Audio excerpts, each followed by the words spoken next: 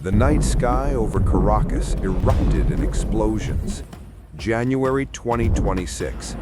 American forces struck the Venezuelan capital in an operation that would reshape Latin American politics. Within hours, President Nicolás Maduro was in custody, extracted from his own country, and flown to the United States to face criminal charges. Operation Absolute Resolve marked one of the most controversial military actions in recent American history, the forcible removal of a sitting head of state. But to understand how it came to this, you need to understand the collapse of Venezuela and the man responsible for it. Nicolás Maduro began as a bus driver in Caracas. He joined Venezuela's Socialist Party and rose through the ranks under Hugo Chavez. When Chavez died in 2013, Maduro inherited the presidency. What followed was catastrophic. Venezuela sits on the world's largest proven oil reserves, 303 billion barrels, 1/5 of the planet's supply. The country should have been wealthy. Instead, under Maduro, it collapsed. Hyperinflation destroyed the economy. The currency became worthless. Grocery stores emptied. Hospitals ran out of medicine. Over 7 million Venezuelans fled the country, the largest refugee crisis in the Western Hemisphere. But the regime did more than mismanage the economy. U.S. intelligence documented extensive narco-trafficking operations. Cocaine moved through Venezuelan ports controlled by government officials. Colombian cartels paid protection money to regime ministers. State banks laundered drug profits. Intelligence reports identified Hezbollah operatives on Venezuelan soil. Iranian Revolutionary Guard members training security forces. Venezuela had become a base for America's enemies in its own hemisphere. In March 2020, the U.S. Department of Justice indicted Maduro on narco-terrorism charges. The accusation was conspiracy to flood America with cocaine while enriching himself with drug money. The U.S. offered a $25 million bounty for his capture. But Maduro remained in power, protected by his military and backed by Cuba, Russia, and Iran. Trump's first term ended without resolution. The 2024 Venezuelan election changed everything. Opposition candidate Edmundo Gonzalez won decisively according to leaked vote tallies. But Maduro refused to accept the results. He declared himself winner, despite evidence of massive fraud. Opposition leaders were arrested. Protesters were shot. Maria Corina Machado led the resistance. Despite death threats and government harassment, she continued fighting for democracy. In December 2025, she won the Nobel Peace Prize. Maduro's response was increased repression. Donald Trump returned to office in January 2025. Venezuela became an immediate priority. Secretary of State Marco Rubio led the pressure campaign. In August 2025, the bounty on Maduro doubled to $50 million. In September, the Trump administration designated the Maduro regime as a foreign terrorist organization. Then came the naval blockade. U.S. warships surrounded Venezuela. Between September and December 2025, American forces conducted 35 strikes on suspected drug vessels. 115 people were killed. In late December, CIA operatives struck inside Venezuela itself, hitting a suspected drug trafficking site, the first direct U.S. military action on Venezuelan soil in decades. Maduro made desperate appeals. He offered dialogue with Trump. He offered American companies access to Venezuelan oil. Trump refused. The decision was made.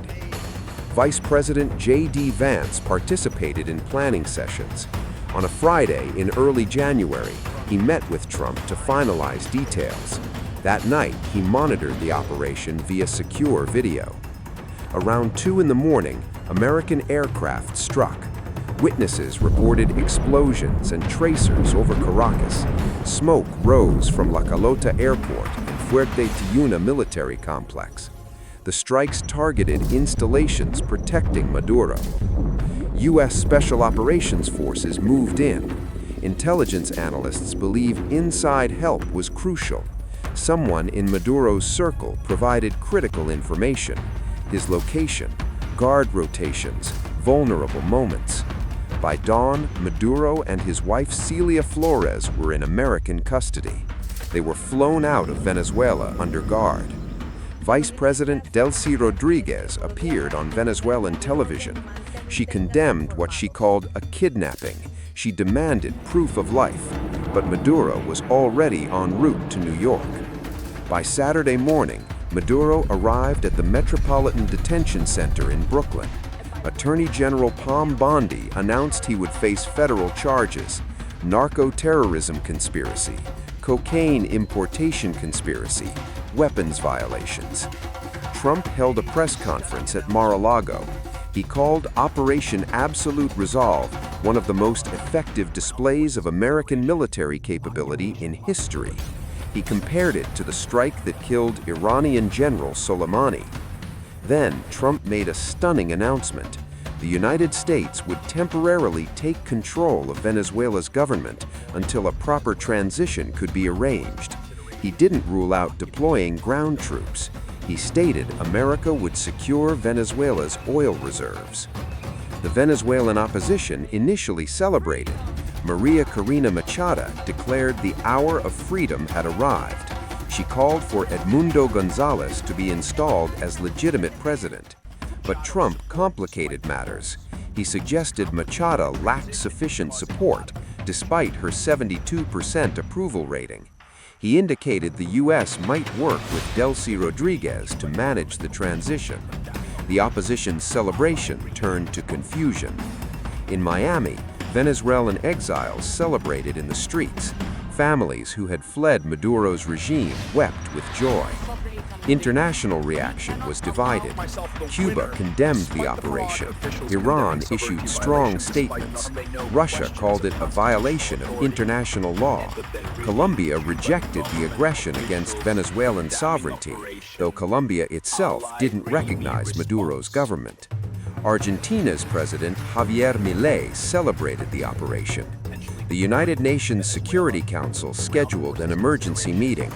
Legal scholars debated violations of international law and the UN Charter. Constitutional lawyers questioned Trump's authority to act without congressional approval. Former National Security Advisor John Bolton stated Trump had considered similar operations during his first term, but didn't act. Suggested Rubio's persistence and political benefits convinced Trump this time. In Caracas, residents woke to debris-filled streets. Buildings near military targets were damaged. Venezuelan officials claimed civilians and military personnel were killed, though they provided no numbers. Trump acknowledged U.S. forces were injured, but none killed. Parts of the city lost power. Pro-Maduro militias took to some streets. Other areas remained eerily quiet.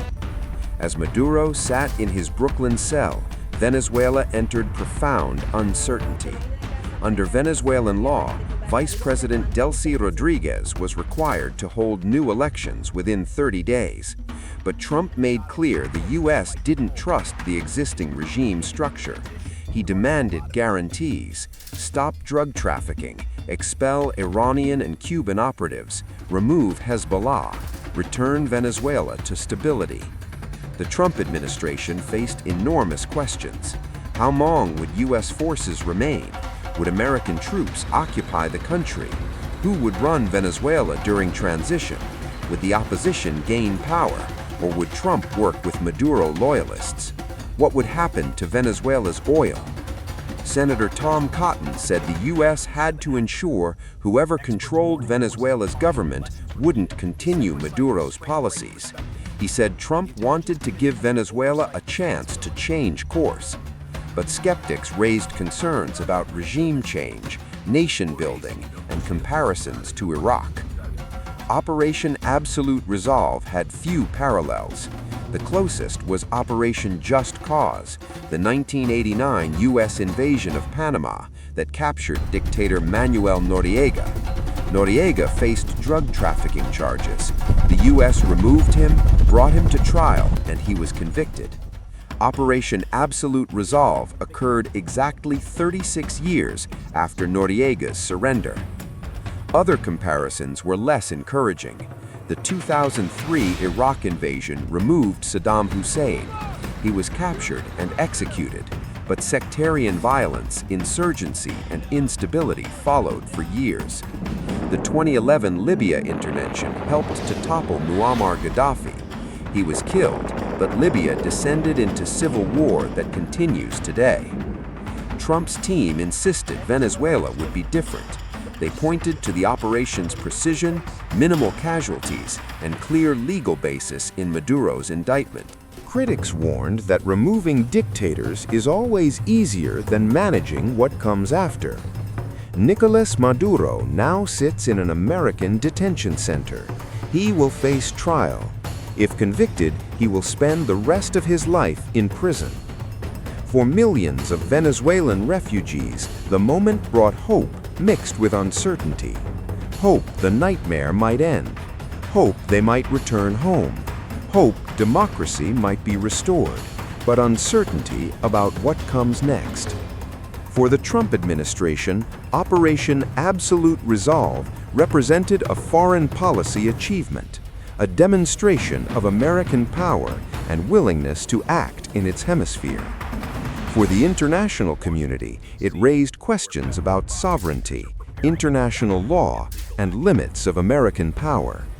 For historians, the operation will be studied for decades, either as justified action against a criminal regime or as dangerous precedent for military intervention. Venezuela faces its most critical moment. What comes next? Who will govern? Will democracy return? Will the economy recover? Will the refugees come home? The answers to these questions will determine how Operation Absolute Resolve is remembered, as the day Venezuela was freed, or the day it lost control of its own future.